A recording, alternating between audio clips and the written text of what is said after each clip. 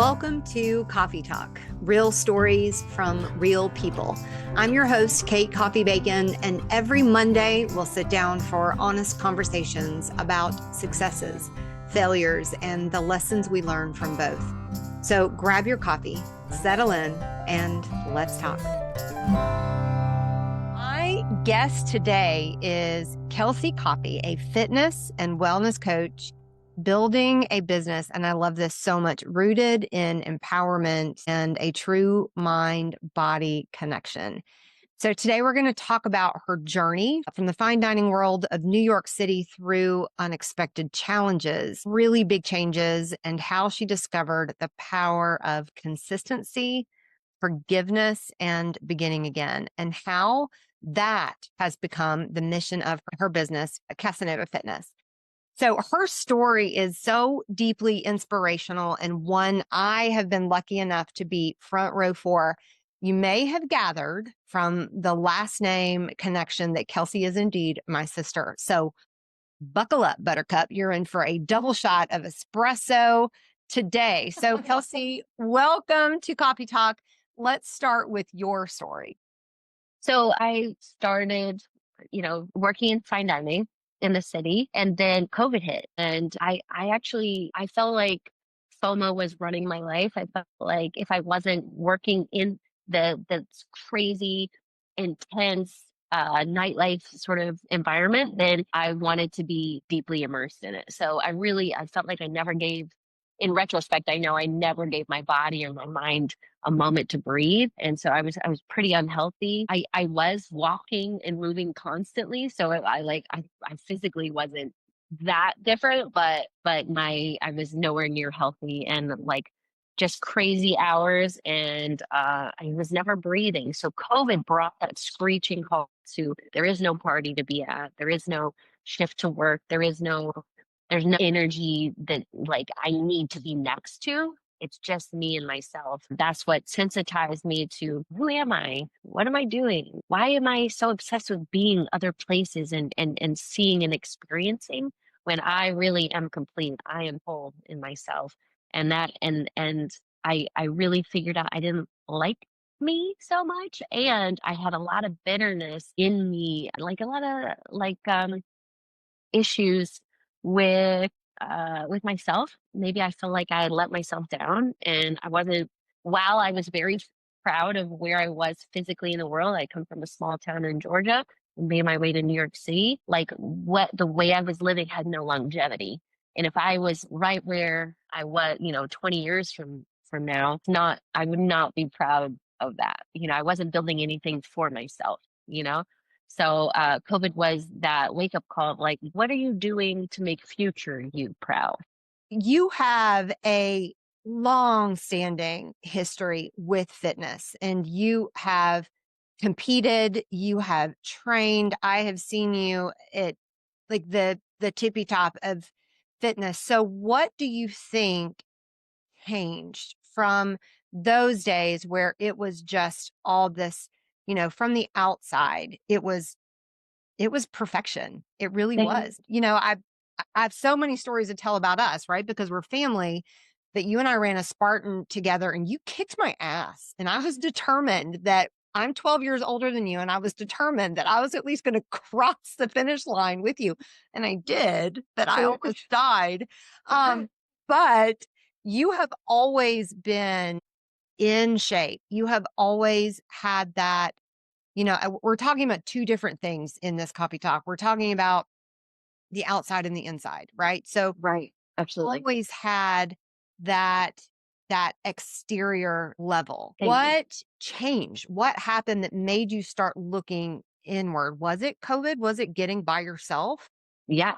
Yeah. It was getting alone with my feelings and there was no other distractions. So I think that's when I was like, I always have movement, that's always grounded me. Any growth I'd ever, emotional work I'd done on myself started with movement. And then I think I didn't have consistency in that because, and I didn't stick with it because there was like the latest thing to be a part of, the latest thing to attend, and I didn't stick with it, but there was nowhere to go. So I was like, I got really honest with myself and I started doing the work. Part of that also is that I got pregnant, and I was like, more than just looking better and feeling better, I need to be a better version of myself so that I can show Benjamin how to be a great person and how to be always honest with himself. And I want to be a good example. And so part of my wake up call happened first in COVID. And then secondly, because I had the ultimate inspiration, and that's parenting. And that is like your child, you know? Right. So you've always been so open about hitting a very low moment where FOMO was ruling your life. I mean, I visited you. We would go out together in the city. There was when you're in a city, especially like New York, there is always noise. There's always distraction. And so you've talked about how FOMO really had had root and how pregnancy, becoming a mom really was a pivotal moment for you. It kind of changed everything. So this is a deep one. Like, what was the hardest part of that lesson? And what did you start to learn by the healing work through fitness and through movement? Yeah. Um, so initially I was just suddenly not at a party, right? Suddenly all of the like sort of friends or acquaintances or people I worked with, they were not doing what I was doing. They were not pregnant, like I was. So suddenly it was really isolation initially. And then I remembered the same person me that took me from tiny town in Georgia to New York City by myself and made it happen, got some roots in the ground, got the jobs, started building my career. That same person that did that could now do this. I was capable. I can do it. It was hard to be doing something unique of anybody I knew, but I was like, I've always been unique. I've always done what people are like, what? Why would you do that? And you're like, how did you do that? I've always been that person. So I just thought this is the new challenge. This is the new thing I'm taking on. I didn't know that it would take a lot of authenticity. I knew I would need to be honest with myself because having a child is the most honest thing you can do. It is the most real thing. So, having Benjamin, who is the sweetest little guy, really, I saw it in you. I saw the shift where the work that you were doing and the conversations that we were having became very internal. You took that same drive of working out to improve the outside. You took that inward and you've always been lovely. But my goodness, the last year and a half, you radiate. And I see so much healing in you and your forgiveness of yourself. And you've told me before that it is that inward work that helps you create the consistency outward. So let's talk about that and your motivation in your business to really focus on the inward work with your clients.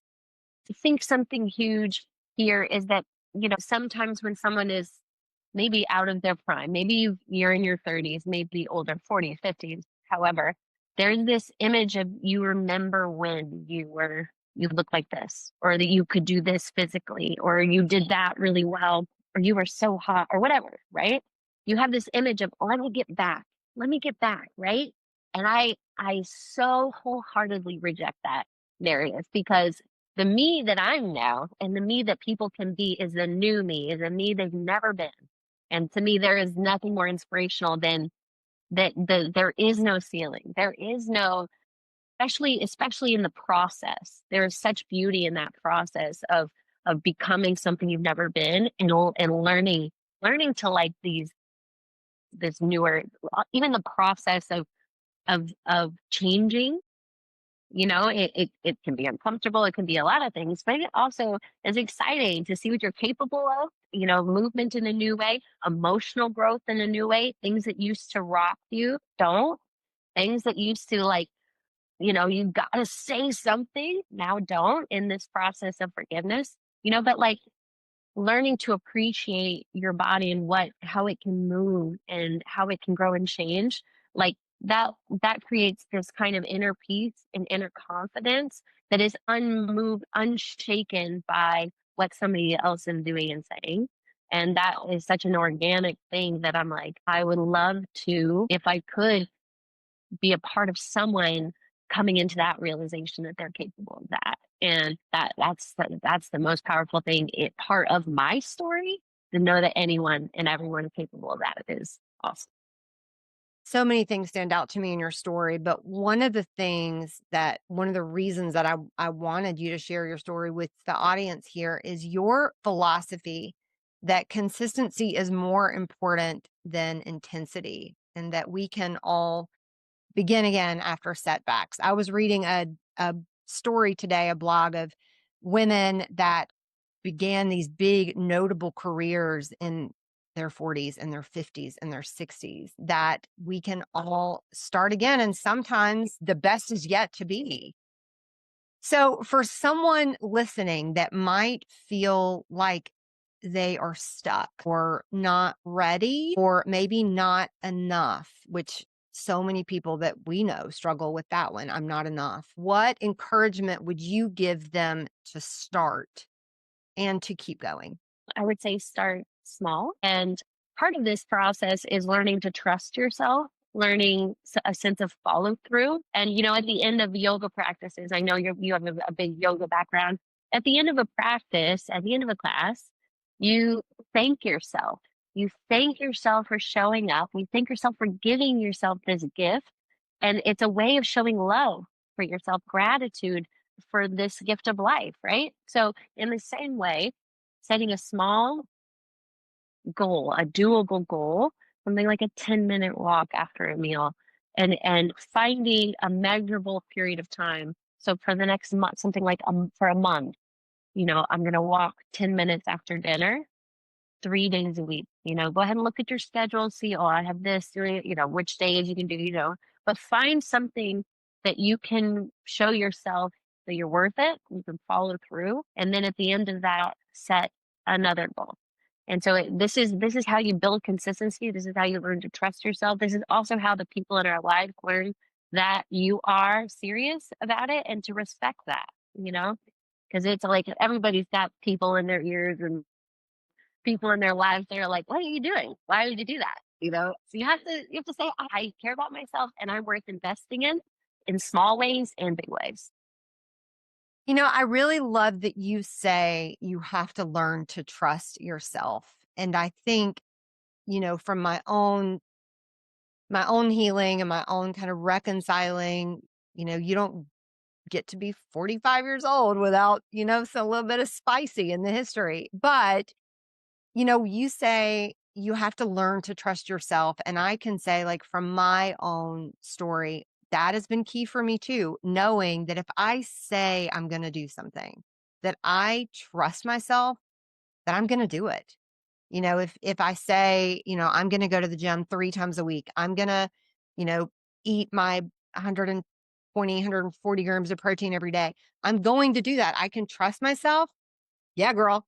Yeah, girl. Yeah, girl. You know it.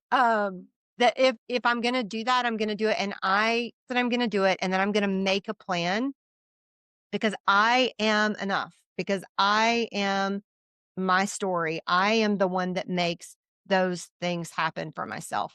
No one's coming to Right. save us. It's us. Right. Nobody's coming to save you. Nobody's coming to be your hero at the end of the day. You're your own hero.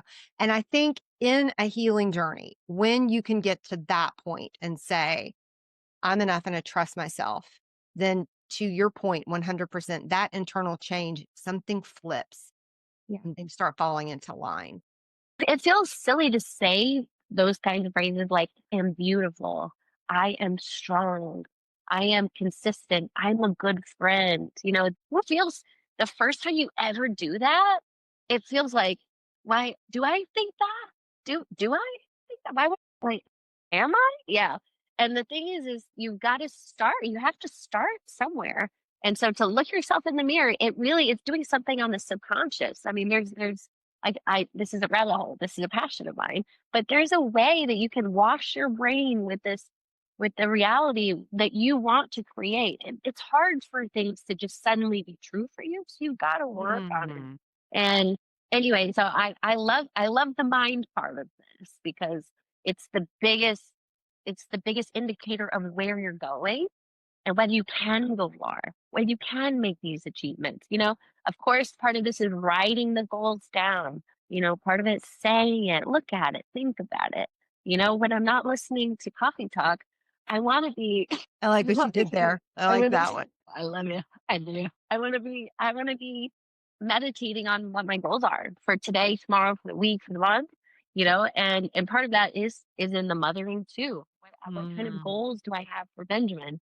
And I want him to see that I have goals and I'm working towards them on a daily basis. This is all part of the work I'm doing was for him, but from the very beginning. I never lose that. I have recently started a gratitude practice. And this was something that, again, going back to that, I can trust myself to do these things. And I knew that, in the stress of work, in the stress of change, in life, I mean, it's just life that Mhm. I needed to slow down and say, but these things I'm so thankful for.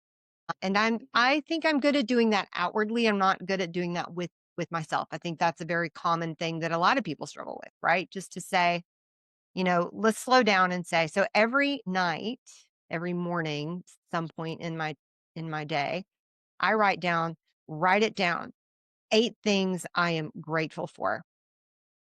And after like 3 weeks of it, you have to kind of dig a little bit. You're like, Right. I've I said already said my everything. Yeah. partner, I've already said my family, like what, but then that's where you really start getting granular. And I am thankful that I woke up and I get to do this another day. I am thankful for, and then I'm like, I'm thankful for the people that I'm going to meet today that I don't even know yet. I'm thankful for, whatever it is, getting granular and very, very intentional with that exercise.